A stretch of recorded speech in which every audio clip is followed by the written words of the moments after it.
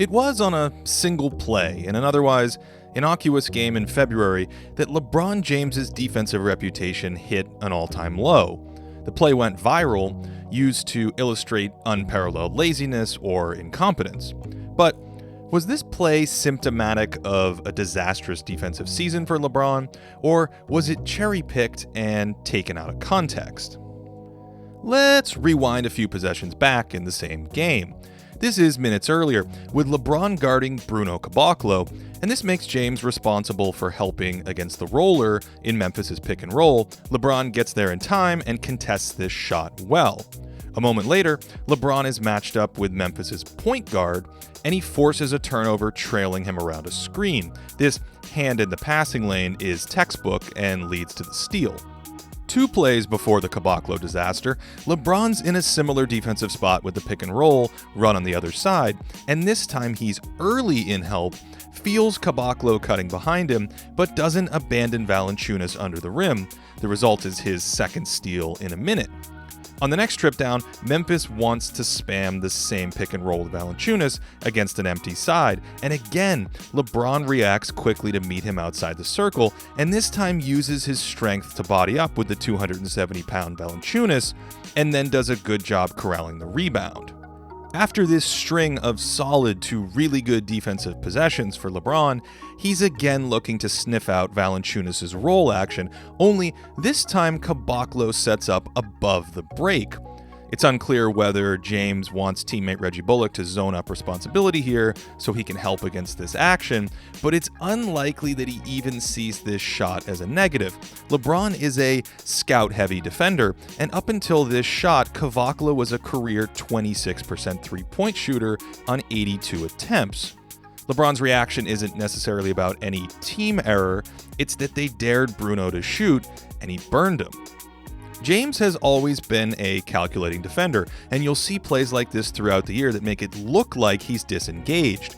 Rondo's double team leaves the Lakers to zone up, and LeBron's left deciding between Jerebko or Iguodala in the corner.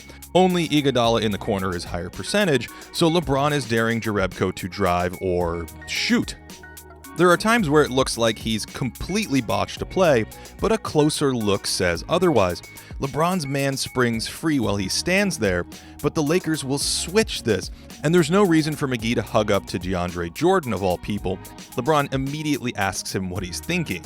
Or here, where LA is switching everything, but Josh Hart forgets and leaves this man open, and most of us quickly glance at this play and think LeBron is out to lunch. This switch-heavy scheme was a hallmark of the Lakers' surprising defense in the first half of the season, where they were actually top 10 in defensive rating. LeBron certainly had moments this year with his engine idling. This comes with age, but in a majority of games he picked up slack on plays. Here, he realizes no one else is back and sprints to deny the lob, or on this play where he recognizes a breakdown and zips to the block to plug the leak. Here, LeBron positions himself perfectly to help if Harden goes left. Harden gets the blow-by, and LeBron works to get his feet in front of him, and the effort leads to a hard shot. Here's an example of a strong closeout. LeBron still has great straight-line speed for his size, and this is similar to the Jerebko play earlier, only Moore is a lethal 43% three-pointer, so LeBron pounces on him. James still has his share of sloppy closeouts. This has always been an issue for him, but particularly as his foot speed has slowed down. And there are even times where he makes strategic concessions not to burn fuel in hopeless spots.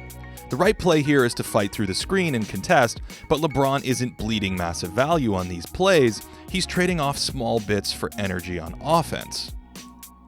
Age has also taken its toll on his once impressive rim protection. The spectacular challenges are gone, replaced by low-altitude swipes.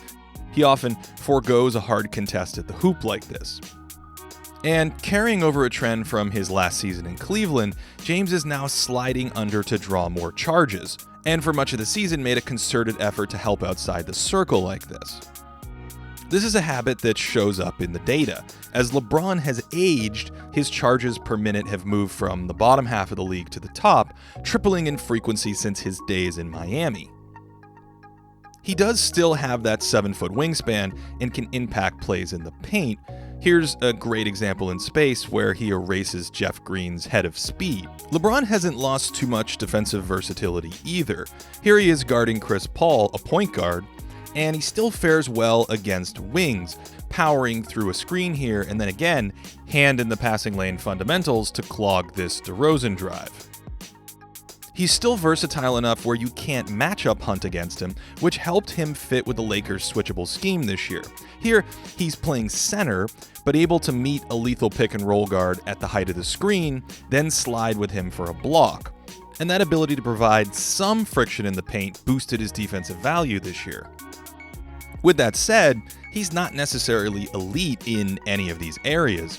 His drop coverage in this pick and roll isn't exactly impenetrable, and a lot of this is his feet becoming heavier over the years. He's beat off the bounce more than you want, and here those stone feet lead to an easy split and ultimately a wide open shot for the offense. According to Synergy, LeBron was actually a very good defender this year, grading out as good or elite in most of their categories, and his overall score was quite good too. Well, Synergy data can be insightful. They not only fail to account for matchups, remember James usually guards weaker players, but they don't really tell us much about help defense, and that's the area which LeBron is most often criticized. There were certainly major errors on plays from time to time that stick out in our memory or were shared around the internet, especially on the second nights of back-to-back, where players typically move less as they age. James's activity on defense has steadily declined in the last few years in general, and this is confirmed by looking at tracking data where he's slowly moved toward the bottom of the league in defensive movement. This isn't an indictment. Switching and guarding the post more will do that, but it's reflective of his diminished aggression on that end. There were also times where his effort in help was excellent, springing to take away the Spurs pick and roll here, something he did more than once in this game. And again, he's versatile enough to bang with most bigs in the post, where he's still a pretty good defender. My worry is that quick rotations like this one, where he makes plays that would be celebrated for most players, were taken for granted this year, and plays where LeBron reacted and moved well, stopping a surefire layup here, have all been overlooked. He wasn't disengaged in every game, but with rest and conditioning, LeBron did string together good defensive games this year. I'd also be remiss not to mention that he's still a strong defensive rebounding presence, able to use power and size to improve LA's rebounding while he was on the court. Overall, defensive impact metrics were actually quite kind to LeBron this year, with one number stats viewing him more like a top 50 defender than a bottom 51. And I think these numbers are picking up what the film shows: solid defensive play in many games, buoyed by his versatility. Well, I think the numbers do slightly overstate his play this year. I certainly wouldn't call him a negative on defense. And so, for 2019, I have LeBron James as an ever so slightly positive defender. Thanks so much for watching. I'm really interested to hear your feedback on this one, as I have a few more of these defensive-only profiles planned for May. Also, Andrew Patton at Liberty Ballers and Nylon Calculus has done some great research on movement and aging. Check out his work and give him a Twitter follow if you're interested. And as always, I hope you're having a great day.